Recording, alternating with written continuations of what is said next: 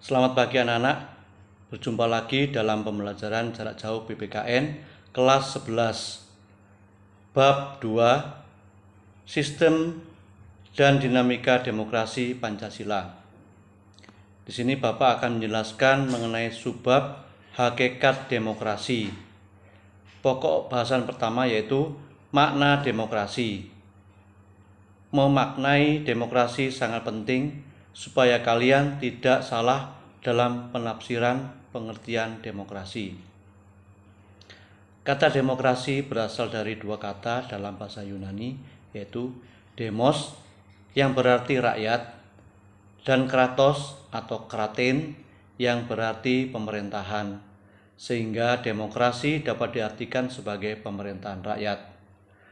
Kata ini kemudian diserap menjadi salah satu kosakata dalam bahasa Inggris, yaitu demokrasi. Konsep demokrasi menjadi sebuah kata kunci dalam bidang ilmu politik. Hal ini menjadi wajar, sebab demokrasi saat ini disebut sebagai indikator perkembangan politik suatu negara. Kebanyakan orang mungkin sudah terbiasa dengan istilah demokrasi, tapi tidak menutup kemungkinan masih ada yang salah dalam mempersepsikan istilah demokrasi. Bahkan tidak hanya itu, konsep demokrasi bisa saja disalahgunakan. Sehingga dalam hal pemerintahan otoriter untuk memperoleh dukungan rakyat agar kekuasaannya tetap langgeng. Menurut Kamus Besar Bahasa Indonesia, demokrasi merupakan istilah politik yang berarti pemerintahan rakyat. Hal tersebut dapat diartikan bahwa dalam sebuah negara demokrasi, kekuasaan tertinggi berada di tangan rakyat dan dijalankan langsung oleh rakyat atau wakil yang mereka pilih di bawah sistem pemilihan bebas. Menurut pemerintahan tersebut, yaitu suatu kedaulatan di tangan rakyat. Artinya, rakyat dengan serta-merta mempunyai kebebasan untuk melakukan semua aktivitas kehidupan, termasuk aktivitas politik, tanpa adanya tekanan dari pihak manapun, karena pada hakikatnya yang berkuasa adalah rakyat untuk kepentingan bersama. Dengan demikian, sebagai sebuah konsep politik, demokrasi adalah landasan dalam menata sistem pemerintahan negara yang terus berproses ke arah yang lebih baik. Dalam proses tersebut, rakyat diberi peran penting dalam menentukan atau memutuskan berbagai hal yang menyangkut kehidupan bersama sebagai sebuah bangsa dan negara. Gagasan prinsip tentang kebebasan yang juga mencakup seperangkat praktek yang terbentuk melalui sejarah panjang dan sering berliku-liku. Demokrasi adalah pelembagaan dari kebebasan. Artinya, kebebasan yang dimiliki rakyat diatur dan diarahkan oleh sebuah lembaga kekuasaan yang sumber kekuasaan berasal dari rakyat dan dijalankan sendiri oleh rakyat, sehingga kebebasan yang mereka miliki dapat dilaksanakan secara bertanggung jawab dan tidak melanggar kebebasan yang dimiliki orang lain. 2. Klasifikasi demokrasi. Demokrasi telah dijadikan sebagai sistem politik yang dianut oleh sebagian besar negara di dunia. Meskipun demikian, dalam pelaksanaannya berbeda bergantung dari sudut pandang masing-masing. Keanekaragaman sudut pandang inilah yang membuat demokrasi dapat dikenal dari berbagai macam bentuk.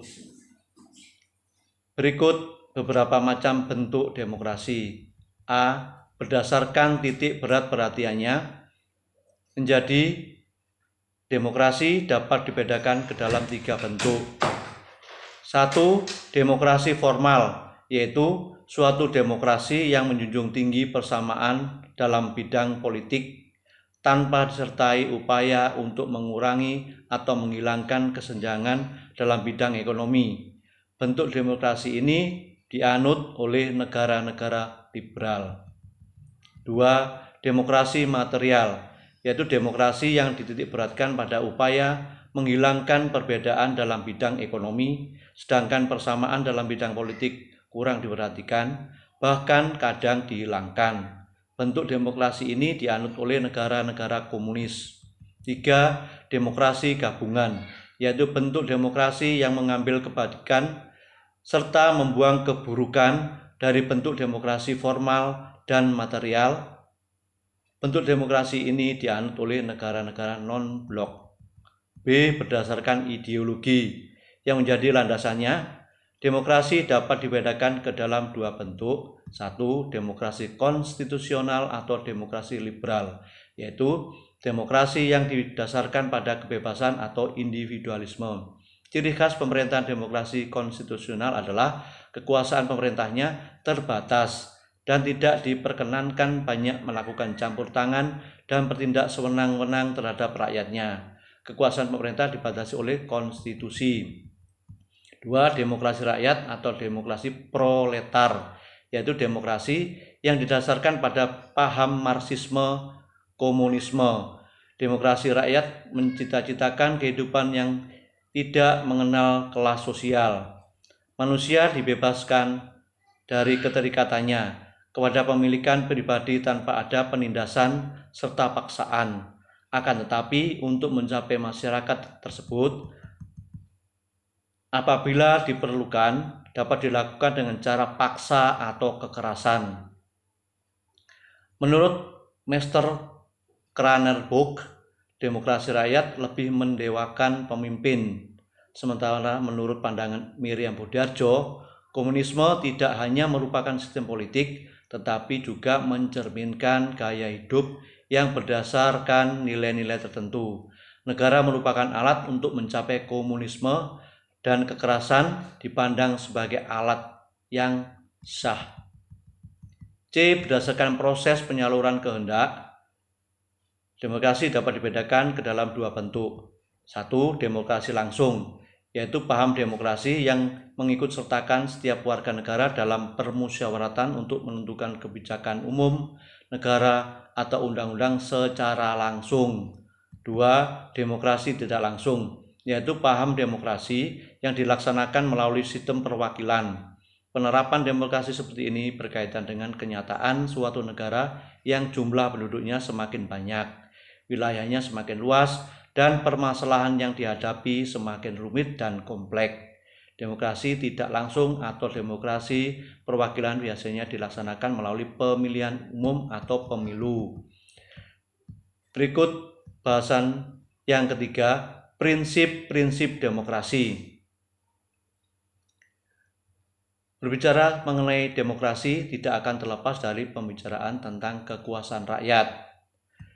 Demokrasi sebagai sistem politik yang saat ini dianut oleh sebagian besar negara di dunia tentu saja memiliki prinsip-prinsip yang berbeda dengan sistem yang lainnya. Menurut Henry B. Mayo, sebagaimana dikutip oleh Miriam Budiarjo dalam bukunya yang berjudul Dasar-Dasar Ilmu Politik, mengungkapkan prinsip dari demokrasi yang mewujudkan suatu sistem politik demokratis. Adapun prinsip tersebut sebagai berikut. A.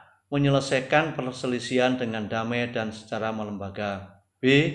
Menjamin terselenggaranya perubahan secara damai dalam suatu masyarakat yang sedang berubah. C.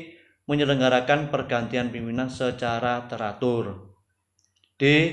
Membatasi pemakaian kekerasan sampai minimum. E. Mengakui serta menganggap wajar adanya keanekaragaman. F. Menjamin tegaknya keadilan. Kemudian menurut Alamudi sebagai dikutip oleh Sri Muwuryan dan Saifullah dalam buku yang berjudul Ilmu Kewarganegaraan Suatu Negara, Berbudaya Demokrasi apabila memiliki sokok guru demokrasi sebagai berikut. A. Kedaulatan rakyat.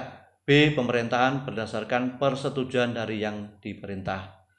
Kekuasaan mayoritas. D. Hak-hak minoritas. E. Jaminan hak-hak asasi manusia. F. pemilihan yang bebas dan jujur. G. Persamaan di depan hukum. H. Proses hukum yang wajar. I. Pembatasan pemerintahan secara konstitusional. J. Pluralisme sosial, ekonomi, dan politik. K. Nilai-nilai toleransi, pragmatisme, kerjasama, dan mufakat. Prinsip-prinsip demokrasi yang diuraikan di atas sesungguhnya merupakan nilai yang diperlukan untuk mengembangkan suatu bentuk pemerintahan yang demokratis. Berdasarkan prinsip inilah sebuah pemerintah demokratis dapat ditegakkan. Sebaliknya, tanpa prinsip tersebut, bentuk pemerintah yang demokratis akan sulit ditegakkan. Demikianlah penjelasan materi hakikat demokrasi. Setelah ini, silakan meringkas pada buku catatan. Tugas kalian mengerjakan tugas mandiri 2.1, paket halaman 41. Sekian atas perhatian dan waktunya. Diucapkan terima kasih. Selamat pagi.